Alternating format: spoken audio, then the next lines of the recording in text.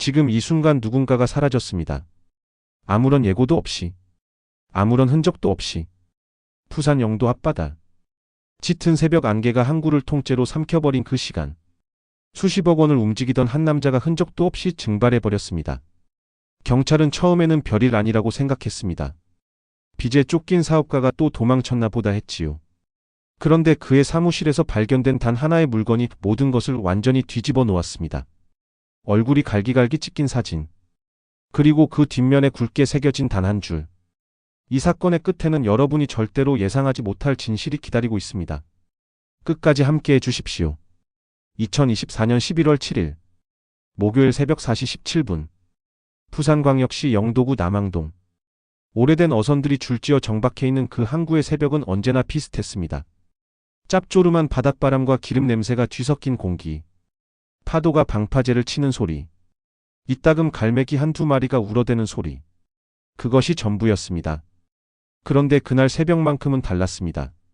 항구 끝자락 낡은 가로등 아래 검은색 대형 SUV 한 대가 세워져 있었습니다. 운전석 문이 열린 채로. 그리고 그 안에는 아무도 없었습니다. 차 안에는 스마트폰이 놓여 있었습니다. 지갑도 있었습니다. 심지어 신발 한 짝이 조수석 바닥에 떨어져 있었습니다. 하지만 사람은 없었습니다. 마치 그 자리에서 공기 중으로 녹아 사라진 것처럼요. 그 차의 주인은 한지우. 나이 42살이었습니다. 한지우. 그 이름 썩지 않은 수산물 업계에서 모르는 사람이 없었습니다. 그가 창업한 온라인 수산물 플랫폼 블루오션마켓은 전국 유명 횟집과 수산시장의 활어를 당일 배송으로 연결해주는 서비스였습니다. 론칭한 지 4년 만에 연 매출 280억 원. 가입 회원 50만 명. 각종 스타트업 시상식에서 상을 휩쓸었고 경제 전문지 표지를 여러 차례 장식한 인물이었습니다. 세련된 외모에 자신감 넘치는 화술. 인터뷰만 보면 완벽한 자수성가형 창업자였습니다. 적어도 겉으로는 그랬습니다. 한지우의 실종 신고가 영도 경찰서에 접수된 것은 그날 오후 2시 3분이었습니다. 신고자는 블루오션마켓 비서 강미연이었습니다. 그녀의 목소리는 수화기 너머로도 떨리고 있었습니다. 오전 10시 투자자 미팅 시간에 대표가 나타나지 않았습니다. 연락도 닿지 않았습니다. 처음에는 차가 막혔나 했다고 했습니다. 그런데 1시간이 지나고 2시간이 지나도 감감무소식이었습니다. 강미연은 전날 밤을 떠올렸습니다. 한지우가 짧은 통화를 마치고 나서 표정이 굳어지더니 아무 말 없이 사무실 문을 열고 나갔다고 했습니다. 그것이 마지막이었다고요. 경찰이 움직였습니다. 처음 현장에 나간 형사들의 반응은 솔직히 말씀드려서 담담했습니다. 그 즈음 작은 문제로 야반도주하는 중소기업 대표들 이야기가 심심찮게 들리던 시절이었습니다. 게다가 블루오션마켓 내부 자금 운용이 석연치 않다는 소문이 업계 일각에서 이미 흘러다니고 있었습니다. 단순 도피일 가능성이 높다고 판단했습니다. 그렇게 사건이 흐지부지 마무리되는 듯 했습니다. 그런데 오후 늦게 모든 것이 달라졌습니다.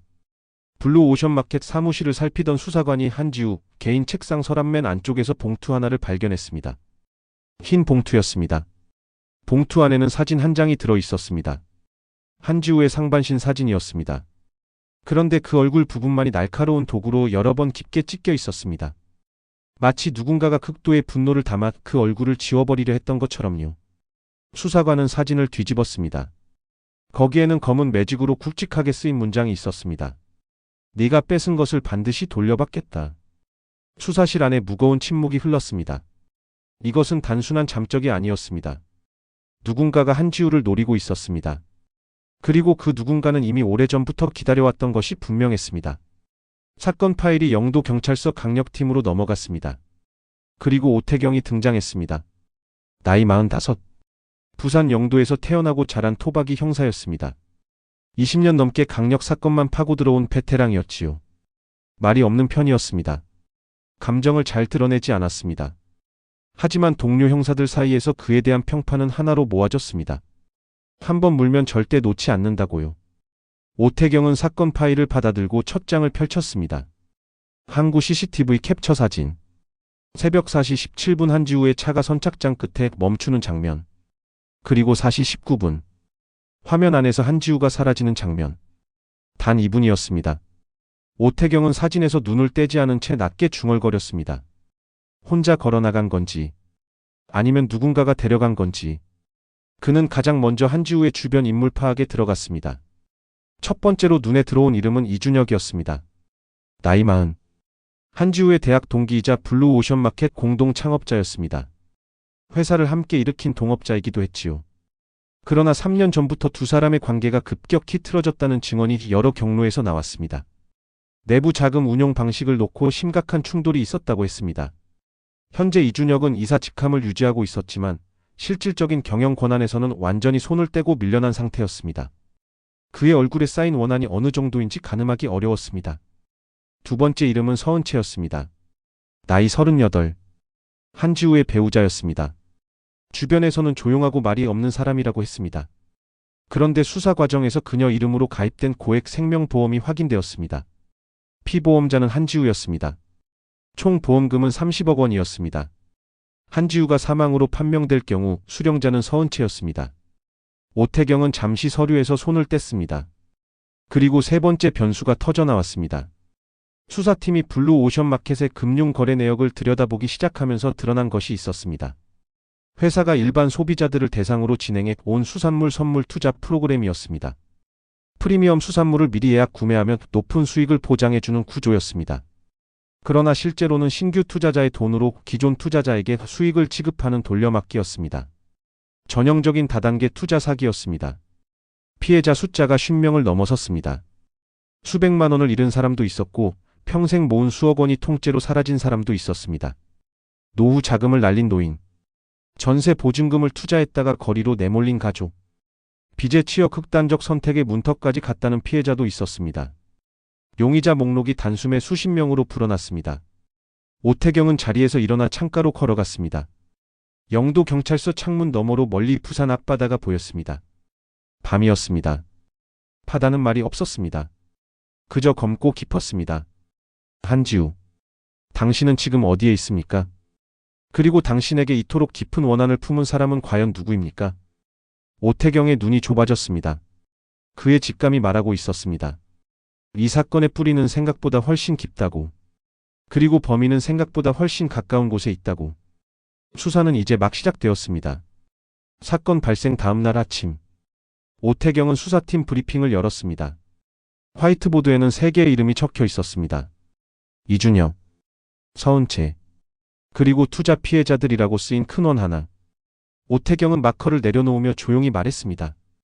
셋 다 동기가 있습니다. 전부 털겠습니다.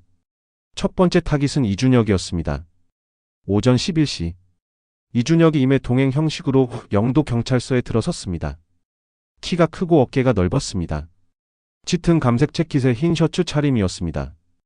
표정은 놀랍도록 침착했습니다. 수사관과 눈을 마주치면서도 먼저 시선을 피하지 않았습니다. 담담하다 못해 차가웠습니다. 오태경이 천천히 입을 열었습니다.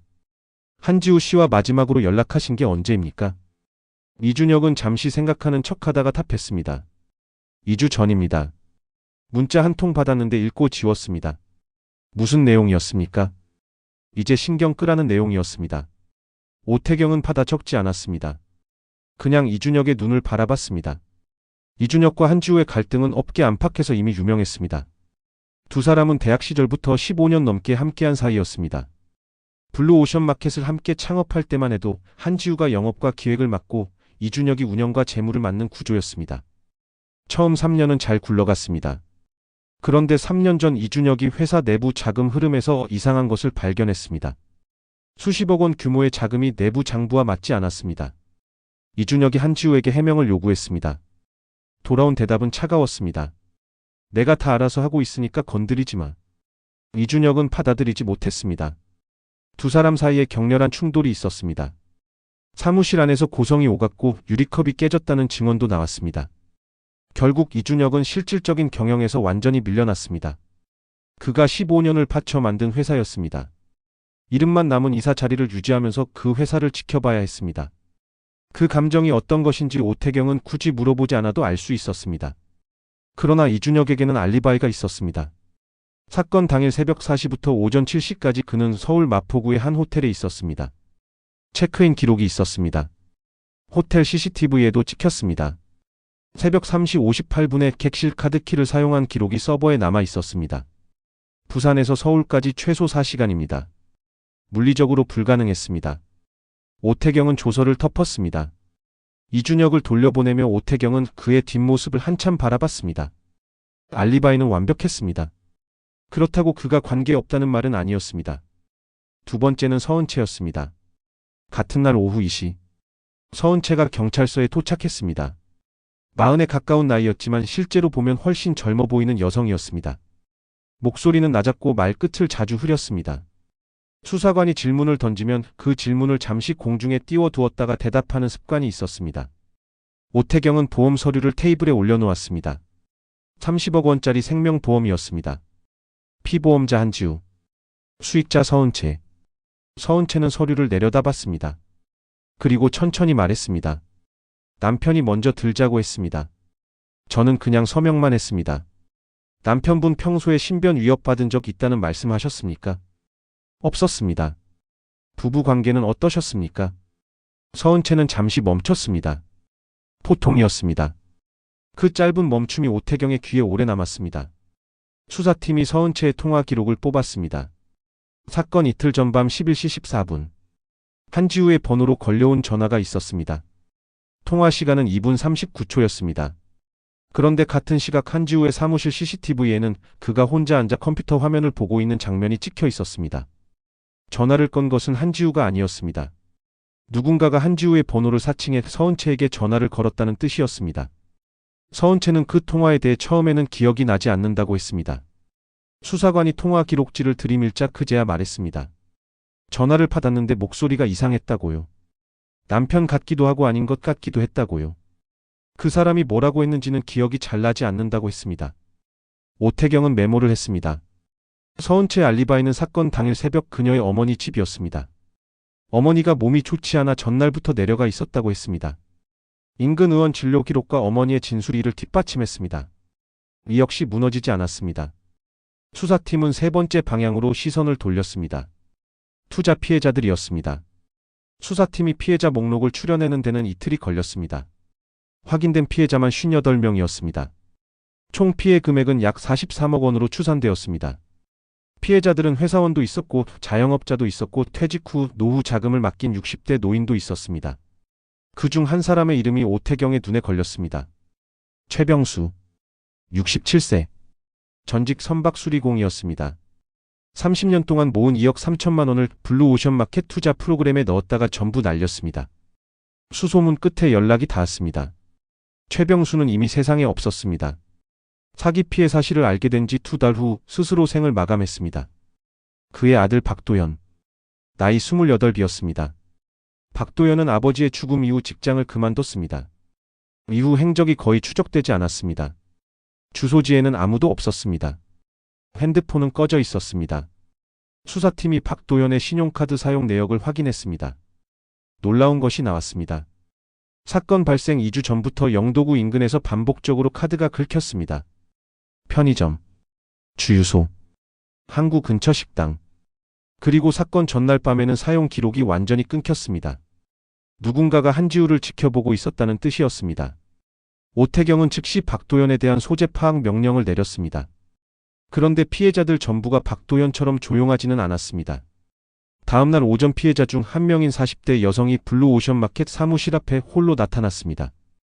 손에는 피해 사실을 적은 현수막이 들려 있었습니다. 그녀는 카메라 앞에 서서 울먹이면서 말했습니다. 제 남편이 이 사람한테 전 재산을 맡겼습니다. 지금 우리 애들은 밥도 제대로 못 먹고 있습니다. 한지우가 어디 있든 반드시 나와서 대답을 해야 합니다. 그 영상이 온라인에 퍼졌습니다. 수십만 명이 팠습니다. 댓글창에는 비슷한 피해를 당했다는 제보가 쏟아지기 시작했습니다. 사건은 이제 단순 실종을 넘어서고 있었습니다. 오태경은 수사 3일차 밤 홀로 사무실에 남아 있었습니다. 화이트보드에는 새 이름 아래 붉은 글씨로 알리바이 확인 완료라고 적혀 있었습니다. 이준혁, 서은채, 주요 피해자들. 하나씩 확인할수록 벽이 높아졌습니다. 누가 했는지 모르겠는데 아무도 한 것이 아닌 상황이었습니다. 오태경은 커피잔을 내려놓고 눈을 감았습니다. 그때 수사관 한 명이 문을 두드렸습니다. 팀장님, 방금 연락이 왔는데요. 오태경이 눈을 떴습니다. 블루오션마켓 재무팀 직원 김세린 씨. 계좌에서 이상한 게 확인됐습니다. 이름도 없었던 인물이 수사의 중심에 갑자기 등장했습니다. 김세린, 재무팀 주임. 그녀의 계좌로 사건 발생 사흘 전 거액이 송금된 사실이 확인되었습니다. 이 자금이 한지우와 연결된다면 이야기는 완전히 새로운 방향으로 흘러가게 됩니다. 그리고 박도연은 여전히 행방이 묘연했습니다. 수사는 이제 진짜 미궁으로 들어가고 있었습니다. 수사 4일 차였습니다. 오태경은 그날 아침 경찰서에 가장 먼저 출근했습니다. 화이트보드 앞에 서서 적힌 이름들을 한참 바라봤습니다. 이준혁, 서은채, 박도연, 김세린. 실선과 점선이 얽혀 있었습니다. 그 어떤 손도 하나의 점을 향해 수렴하지 않았습니다. 막혔습니다. 박도연의 소재는 여전히 파악되지 않았습니다. 김세린은 연락을 피하고 있었습니다. 한지우는 나타나지 않았습니다. 실종신고 접수 후 96시간이 지나고 있었습니다. 살아있을 가능성이 시간이 지날수록 낮아진다는 것을 오태경은 알고 있었습니다. 하지만 그것을 입 밖으로 꺼내지 않았습니다. 팀원들이 하나둘 출근했습니다. 오태경은 돌아보지도 않고 말했습니다. 오늘도 합니다. 오전 10시 23분. 경찰서 민원 창구에 택배 하나가 도착했습니다. 수신인은 영도경찰서 강력팀. 발신인 이름은 없었습니다. 상자가 아니었습니다. 검은 봉투였습니다. 두툼했습니다. 내부에서 뭔가 딱딱한 물체가 느껴졌습니다. 담당 직원이 즉시 강력팀에 연락했습니다. 오태경이 장갑을 끼고 봉투를 열었습니다. 안에는 두 가지가 들어 있었습니다. 첫 번째는 손목 시계였습니다. 명품 시계였습니다. 뒷면에 영문 이니셜이 새겨져 있었습니다. 한지우의 비서 강미연이 즉시 확인했습니다. 평소 한지우가 항상 차고 다니던 시계라고 했습니다. 두 번째는 가죽 장갑이었습니다. 검은색. 오른손 장갑 하나였습니다. 엄지와 검지 부분에 갈색으로 굳은 얼룩이 있었습니다. 혈흔이었습니다. 그리고 봉투 안쪽 면에 무언가가 적혀 있었습니다. 검은 펜으로 눌러 쓴 문장이었습니다. 파다를 뒤져봐. 수사실 안에 아무도 말이 없었습니다. 오태경은 봉투를 테이블에 내려놓았습니다. 손목 시계와 혈흔 장갑을 번갈아 봤습니다. 그리고 한마디 했습니다.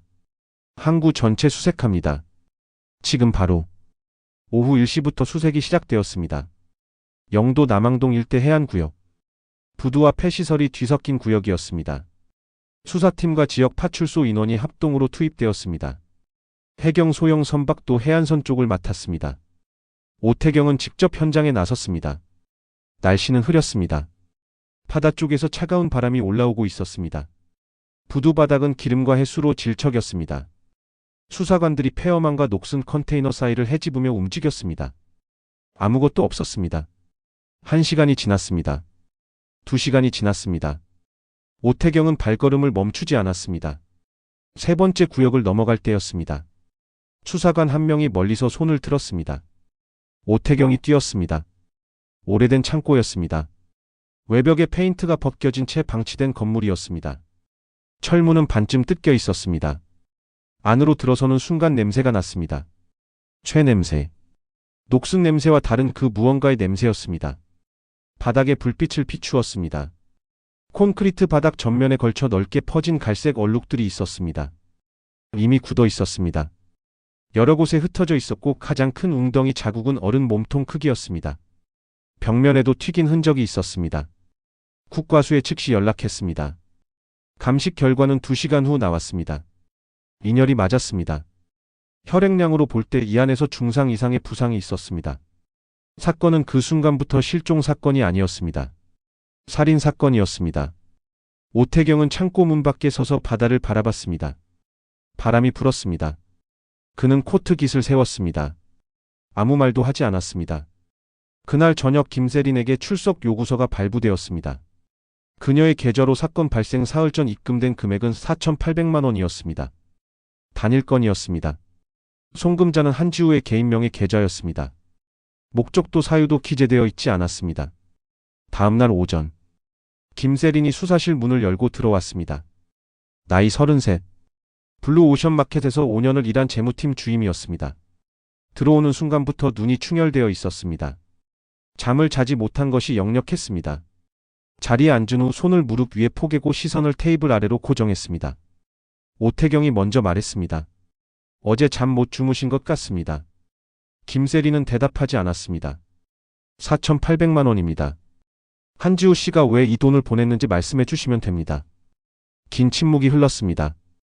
김세린의 손가락이 무릎 위에서 천천히 쥐어졌습니다. 그리고 다시 펴졌습니다. 오태경은 기다렸습니다. 도와주면 챙겨주겠다고 했습니다. 목소리가 낮았습니다. 끝이 갈라졌습니다. 뭘 도와달라고 했습니까? 짐 정리를 도와달라고 했습니다. 해외로 나가기 전에 처리해야 할 서류들이 있다고요. 오태경이 앞으로 몸을 기울이지 않았습니다. 그냥 앉아서 그녀를 팠습니다. 언제 출국하려고 했습니까? 사건이 터지기 전이었습니다. 투자금 문제가 수면 위로 올라오기 직전이었습니다. 대표님은 알고 있었습니다. 곧 모든 것이 드러날 거라는 것을요. 그래서 나가려고 했습니다. 혼자서요. 수사실 안이 조용해졌습니다. 피해자들은요. 오태경의 목소리는 여전히 낮았습니다. 하지만 그 안에 무언가가 담겨 있었습니다. 김세린이 처음으로 고개를 들었습니다. 눈이 빨개져 있었습니다. 저도 피해자입니다. 그 말이 공중에 걸렸습니다. 오태경이 천천히 물었습니다. 어떤 의미입니까? 김세린은 입술을 몇 번 달싹이다가 말했습니다. 5년 전 그녀가 블루 오션 마켓에 입사하기 전의 이야기였습니다. 당시 한지우는 소규모 투자 모임을 운영하고 있었습니다. 그녀의 부모가 그 모임에서 한지우를 만났습니다. 믿을 만한 사람이라고 했습니다. 어머니와 아버지가 합쳐 8천만 원을 맡겼습니다. 그 돈은 돌아오지 않았습니다. 부모님이 항의하자 한지우는 수익 정산 중이라며 시간을 끌었습니다. 그리고 그 직후 블루오션 마켓을 창업하고 규모를 키웠습니다. 피해 사실은 묻혔습니다. 그 사실을 나중에 알게 된 김세린이 한지우의 회사에 입사한 이유는 하나였습니다. 증거를 모으기 위해서였습니다. 5년 동안 아무에게도 말하지 못한 채 그 자리를 지켰습니다. 그런데 도망치는 것을 도와줬습니까? 오태경의 목소리에는 비난이 없었습니다. 그냥 사실을 묻고 있었습니다. 김세린의 눈에서 눈물이 흘렀습니다. 탁지 않았습니다. 그 돈을 받으면 부모님 드리려고 했습니다. 미련하게도요. 오태경은 서류를 덮었습니다. 잠시 후 다시 입을 열었습니다. 박도연이라는 이름 아십니까? 김세린의 표정이 굳었습니다. 들어본 적 있습니다. 피해자 중에 스스로 목숨을 끊은 분의 아들이라고요. 그 사람이 사건 전에 한지우 씨를 미행하고 있었던 것으로 파악됩니다. 혹시 관련해서 아시는 게 있으십니까? 김세린은 조금 생각했습니다. 그리고 말했습니다. 사건 나흘 전이었습니다. 대표님이 퇴근하다가 미행당하는 것 같다고 했습니다. 젊은 남자 같다고요. 그래서 새벽에 혼자 나간 거 아닐까 싶었습니다. 직접 만나려고요. 오태경의 눈이 좁아졌습니다. 혼자 나간 것이 아닐 수 있었습니다. 누군가를 만나러 간 것이었습니다. 두 사람이 마주쳤다는 뜻이었습니다. 그리고 폐창고에서 그 결과가 생겼다는 뜻이었습니다. 박도연이었습니다. 수사팀은 즉각 박도연 추적에 전력을 쏟았습니다. 그의 마지막 신용카드 사용지 인근 폐쇄회로 영상을 다시 분석했습니다. 결국 항구 인근 골목에서 그의 얼굴이 포착되었습니다. 모자를 눌러 쓰고 있었지만 틀림없었습니다.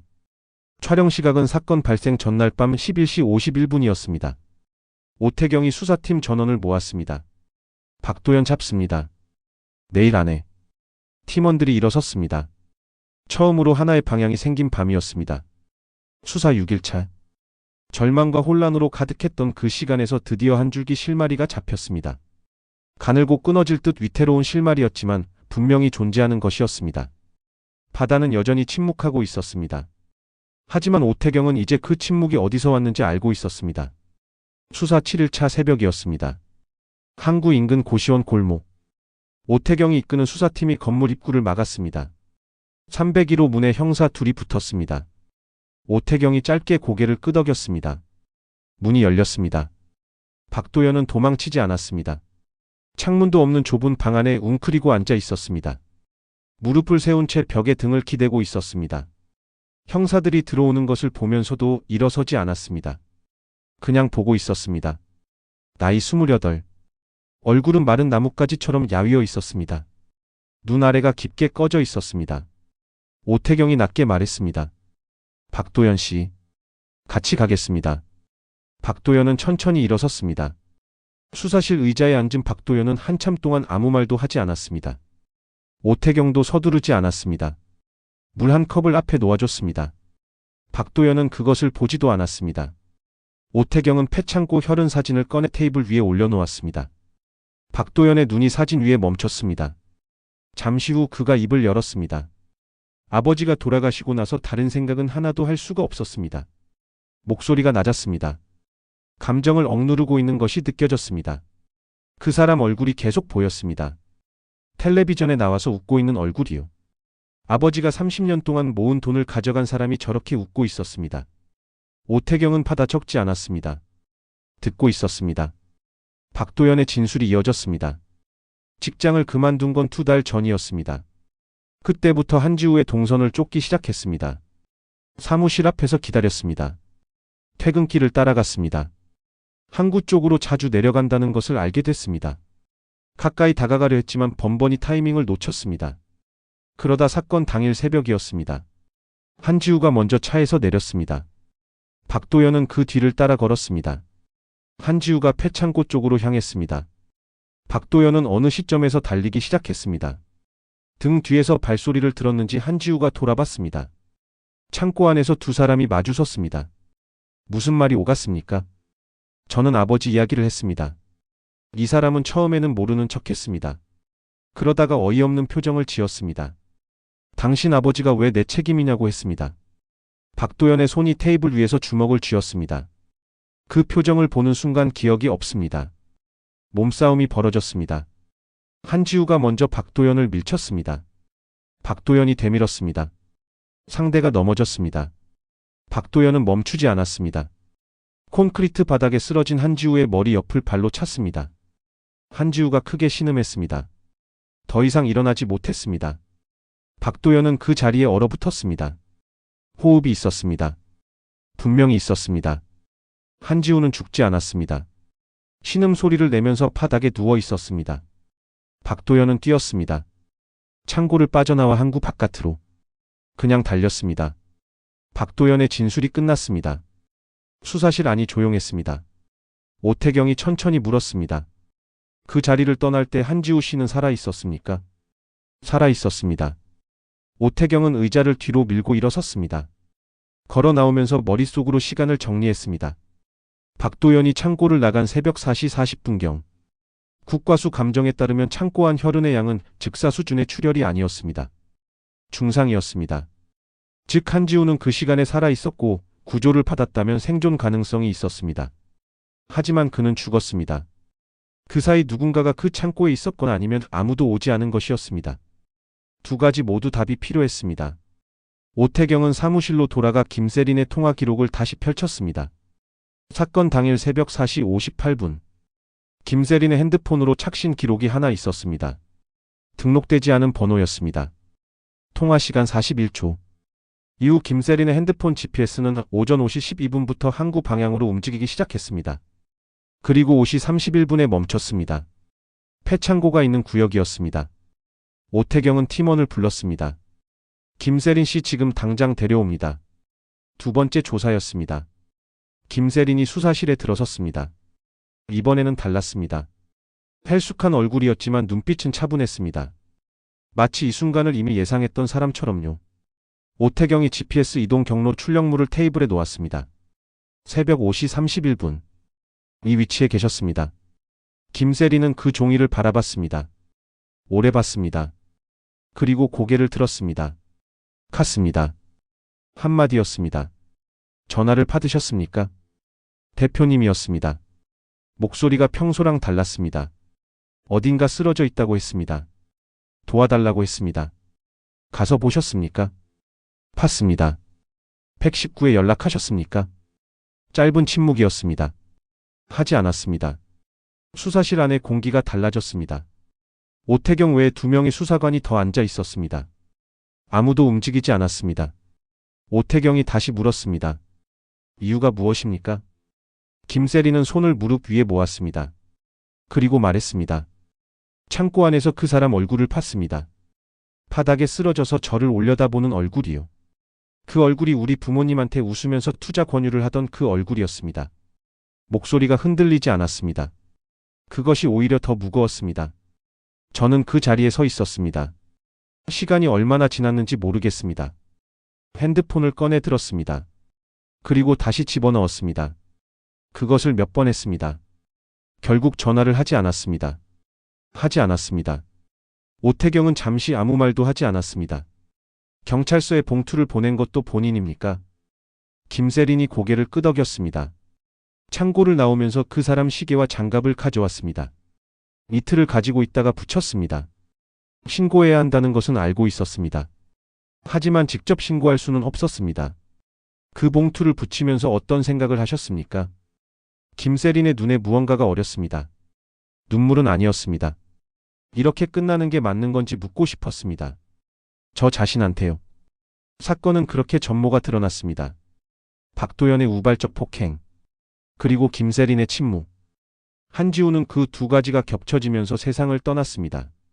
박도연은 특수상해 혐의로 구속되었습니다. 김세린은 구호불이행 혐의로 입건되었습니다.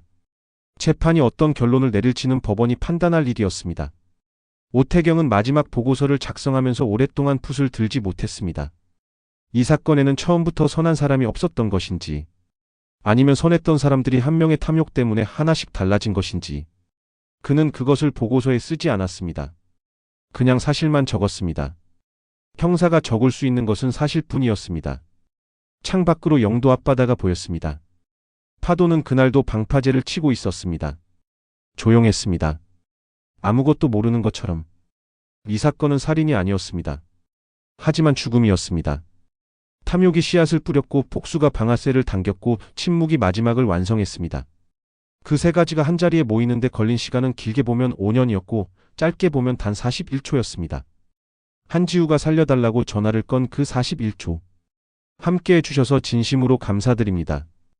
이 이야기는 단순한 미스터리가 아니었습니다. 돈과 신뢰 그리고 인간이 한계에 몰렸을 때 어떤 선택을 하는지에 대한 이야기였습니다.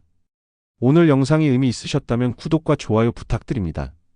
감사합니다.